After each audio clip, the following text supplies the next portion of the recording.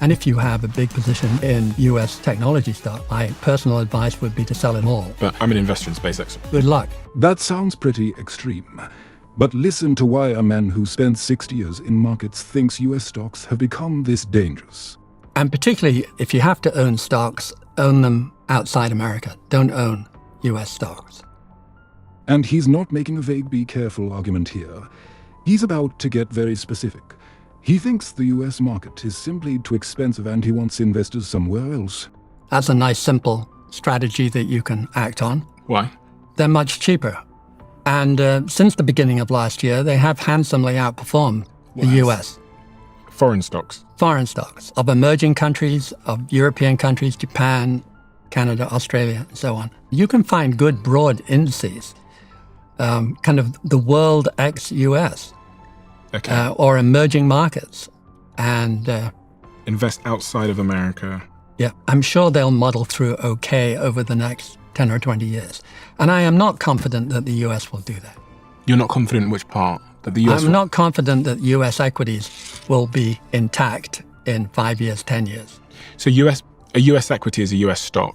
Yes, Why aren't you confident that they'll be intact in 5 or 10 years? because they're so badly overpriced today. Back in the tech bubble of 2000, we had a 10-year forecast for US equities of minus 2% a year for 10 years. And they came out with minus 3%. The period from 2000 to 2010, you simply lost money in the US market. 10 years later, you had less money than you started with. And this is a higher price market, I believe, than 2000. So you think it's going to be even worse? In Japan, you went 20 years and you lost money. You went 30 years and you still hadn't gotten back. It took 35 years for the Japanese market to recover. So what are you saying? What I'm saying is it's quite typical to get beaten around the head in the stock market when it becomes crazily overpriced, as it is today, and that it's a very good idea to take some responsibility and watch your tail. Okay, so overpriced is one thing. But how bad does he actually think this could get? Because his answer is a lot uglier than your portfolio might have a bad year. And what does that mean for the average person? What's going to happen? What's going to happen is the high flyers will probably come down a lot. The high flyers? The stocks that have gone up the most, AI and the more exciting stocks with the biggest moves, historically would be expected to come down the most. From these unprecedented levels, a 70% decline would not be unexpected. So a 70% decline in the stock price? Yeah. And you have to remember the tech bubble, the NASDAQ, which is an index of the growth stocks, came down 82%. It is far from unprecedented to have these major declines. Now, this is the part that makes his argument uncomfortable. Because he's been here before and the people who actually understood what was happening weren't necessarily the people telling clients what to do. Please put your hands up if you consider yourself a full-time stock market expert. 400 hands went up. I had people counting. And I said, I've got 2 questions for you. One, if the market, which is currently 31 times earnings, was to go back to a more normal 17 times, would it guarantee a major bear market if it happened anytime in the next 10 years? A major down market? Yes, if it went from what was then 31 times earnings. Every dollar of earnings sold for 31 times in the market. And the more normal average was closer to 15, 16, 17. And I used 17. If it went down to 17 anytime in the next 10 years, would it guarantee a major bear market? All 400 of them said, yes, it would. If it happened, it would guarantee a major bear market. And then the second question, of course, was, and do you think it will happen? And less than 1% thought it would not happen. 99% plus thought the market would go down, therefore guaranteeing a major bear market.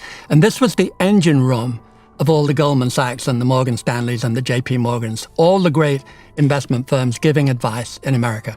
The engine room who worked for them, the guys doing the analysis, doing the work, all believed in data that guaranteed a major bear market, which happened, But the people who employed them or represented them from a marketing point of view were on the podium with me saying, oh, Jeremy, don't get excited. We'll muddle through quite nicely. So let's say you're sitting there thinking, fine, I don't want to get wiped out, but where am I actually supposed to put the money? Here's his answer. But what advice do you give for the average person that's looking to invest their salary or their wages? Buy a broad-based index of non-US equities. Non-US, that's really surprising to me. For like 60% of your money, and then 5 or 10% in precious metals. And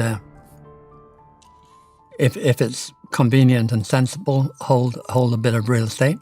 And the rest I'd put in bonds.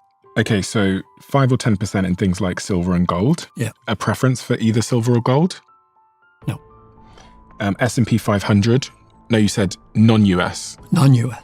This is so interesting because everybody says invest in US stocks. Of course they do. They've been completely dominant for 20 years, completely kicking ass around the rest of the world. And then in the last 12 months, emerging markets is up 65% now. The S&P has done much better than I would have guessed, but it's only 25. That's a lot less than 65.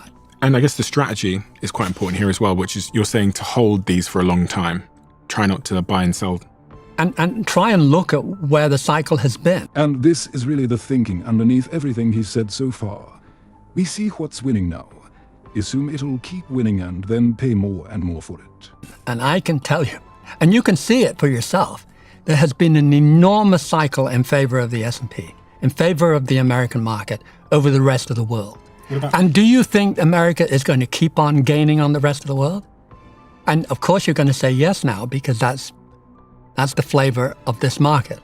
We think that what is good today will continue being good indefinitely, even though history tells you that is absolutely not the case.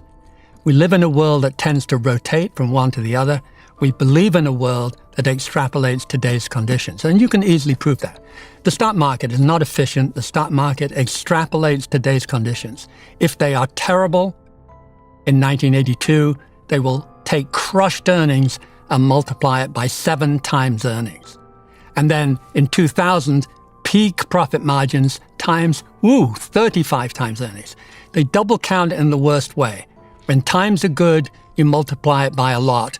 That's another way of saying you extrapolate it into the distant future. You assume it's going to continue.